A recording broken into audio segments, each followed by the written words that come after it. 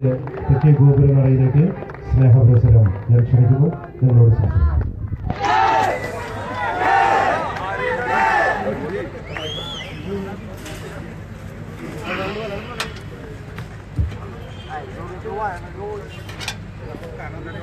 തൃശ്ശൂരിലെ എൻ്റെ സഹോദരങ്ങൾക്ക് നമസ്കാരം.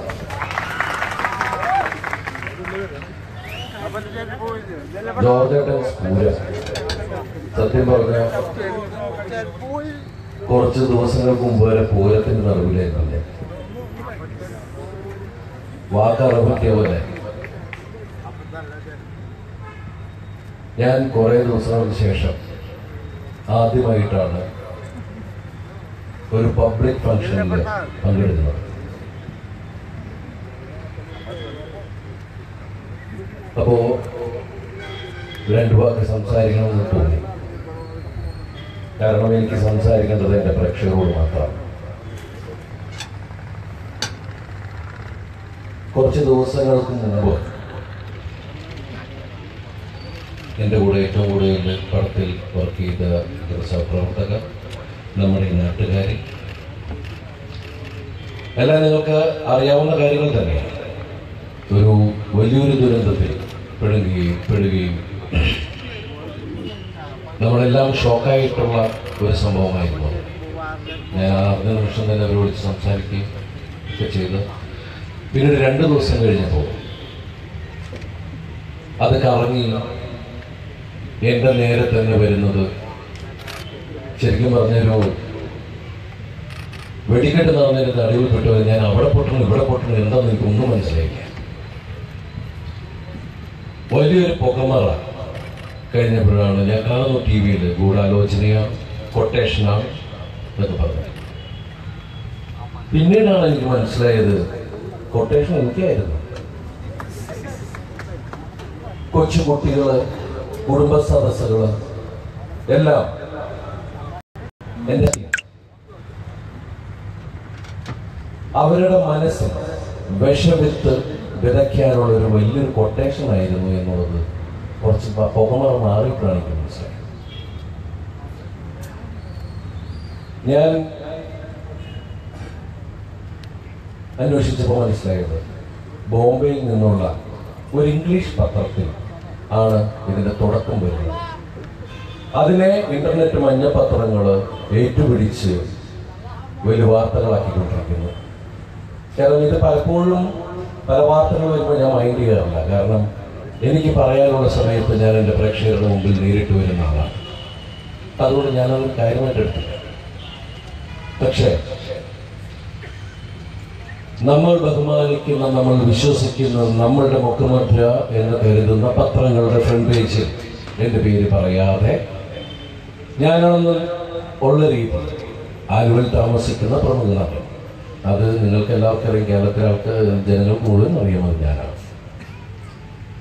അങ്ങനെ ഒരു വാർത്ത ഒരു സുപ്രഭാതത്തിൽ വന്നപ്പോഴാണ് ഞാൻ അതിൻ്റെ സീരിയസ്നെസ് മനസ്സിലാക്കിയത്. കാരണം എന്നെ പോലീസ് കൊണ്ടുപോയി ചോദ്യം ചെയ്തു, മഫ്തിയിൽ എൻ്റെ വീട്ടിൽ പോലീസ് വന്നു എന്നൊക്കെയാണ് അതിലെ വാർത്ത. അത് വളരെ സീരിയസ് ആയിട്ട് ഞാൻ എടുത്തത് ആ നിമിഷത്തിൽ. കാരണം ഈ പത്രക്കാർക്ക് എല്ലാം ഒരു വിളക്ക് കൊടുക്കൽ ചടങ്ങിനോ എന്ത് ചടങ്ങിനോ എന്നെ പെട്ടെന്ന് വിളിച്ചത്. എന്നെ പത്രക്കാരും എന്നെ വിളിച്ച് ചോദിച്ചിട്ടില്ല അങ്ങനെ സംഭവം ഉണ്ടായോ.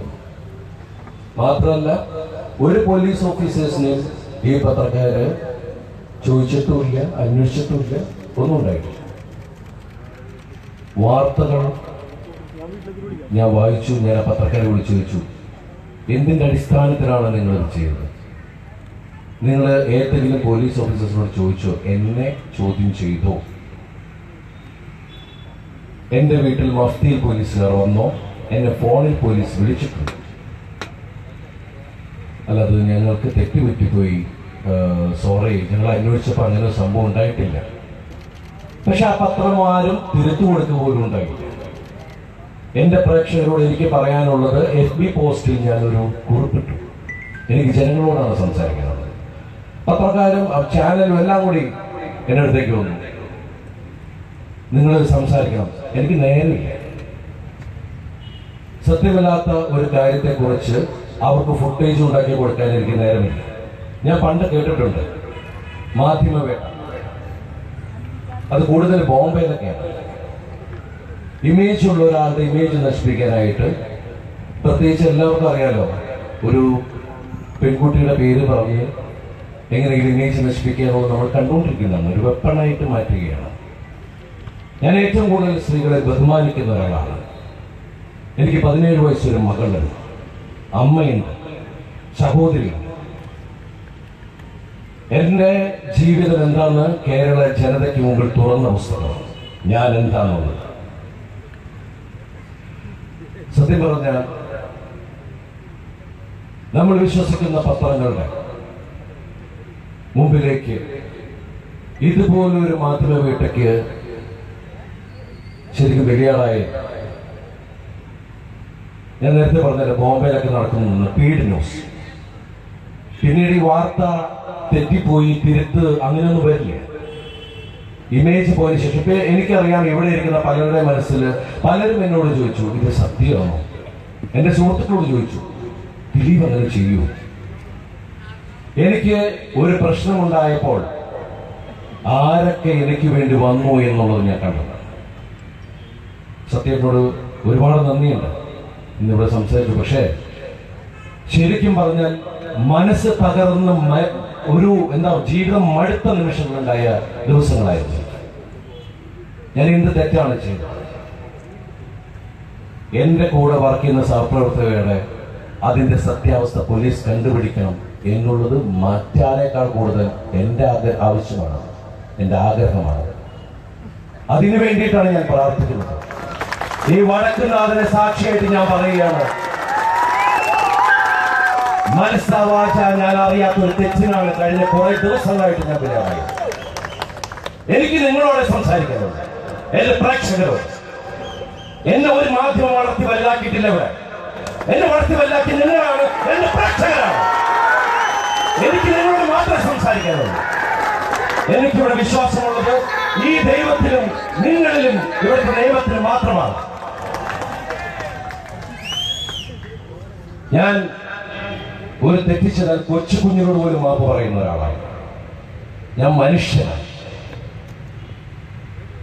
എന്റെ പ്രേക്ഷകർ തരുന്നതിൽ നിന്ന് കാരുണ്യ പ്രവർത്തനങ്ങൾ ഒരുപാട് ചെയ്യുന്നുണ്ട്. അത് പാവപ്പെട്ട ആളുകൾ മുതൽ പണക്കാർ വരെ എന്റെ സിനിമ കാണാൻ വന്ന അവർ തരുന്ന പൈസയാണ് ഞാൻ തിരിച്ചെടുത്തത് ചെയ്യുന്നത്. ഇത്രയധികം ശത്രുക്കൾ എനിക്കുണ്ടെന്ന് അറിയില്ല. അതുകൊണ്ട് തന്നെയാണ് ഞാൻ പറഞ്ഞത്, എന്റെ സഹപ്രവർത്തകരുടെ ദുരന്തത്തിൽ സത്യമാണ് എനിക്ക് സങ്കടമുണ്ട്. പക്ഷേ അതിനെ മുമ്പിൽ മുൻനിർത്തി എന്റെ ഇമേജ് കളയാൻ ശ്രമിച്ച ആ ഗൂഢാലോചനയാണ് ഞാൻ പറയുന്നത്. എല്ലാവരും പറഞ്ഞു കൊട്ടേഷൻ, അത് സത്യസന്ധമായിട്ട് എനിക്ക് നേരിട്ടു. എനിക്ക് ഈ അവസരത്തിൽ ഞാനിവിടെ വരുമ്പോ, പ്രത്യേകിച്ച് തൃശ്ശൂർ നാട്ടിൽ ഈ വടക്കുന്നാഥനെ മുൻനിർത്തി സംസാരിച്ചില്ലെങ്കിൽ, കാരണം ഞാൻ ദൈവത്തിൽ മാത്രം വിശ്വസിക്കുന്നവരാണ്. അതുകൊണ്ട് മാത്രമാണ് ഇങ്ങനെ ഒരു വേദിയിലേക്ക് ഇങ്ങനെ സംസാരിക്കേണ്ടി വന്നത്. പ്രിയമുള്ളവരെ, ജോർജ് സ്ഫൂരം എന്ന് പറഞ്ഞ ഈ സിനിമ ഇപ്പൊ നിങ്ങള് ജയരാജ് ഭായി പറഞ്ഞു, ഇത് പല തൃശ്ശൂർ ഭാഷയിലുള്ള സിനിമകൾ വന്നിട്ടുണ്ട്.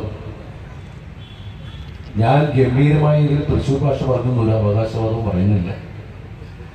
മമ്മൂക്ക ഗംഭീരമായിട്ടാണ് ഇതിൽ സംസാരിച്ചത്. താഞ്ചേട്ടനിൽ അത് സ്ലോ പേസിൽ ഉള്ള ഒരു തൃശ്ശൂർ രീതികളൊക്കെയാണ് അതിൽ ചെയ്തത്.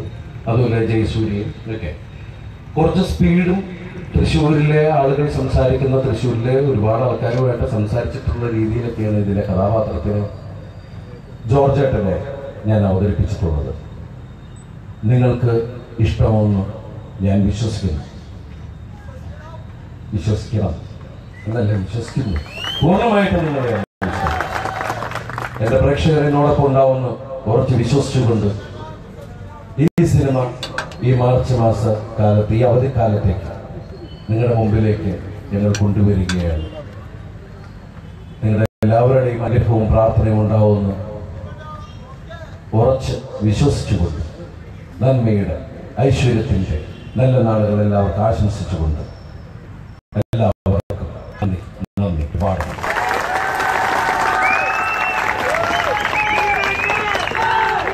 നമ്മുടെ പ്രിയപ്പെട്ട നടന്റെ വാക്കുകൾ നാമെല്ലാം ഹൃദയത്തിൽ ഉൾക്കൊള്ളുന്നു. പക്ഷെ ഇവിടെ ഒരു അവതാരകൻ നിലയ്ക്ക് എനിക്കൊരു കാര്യം പറയാനുള്ളത്,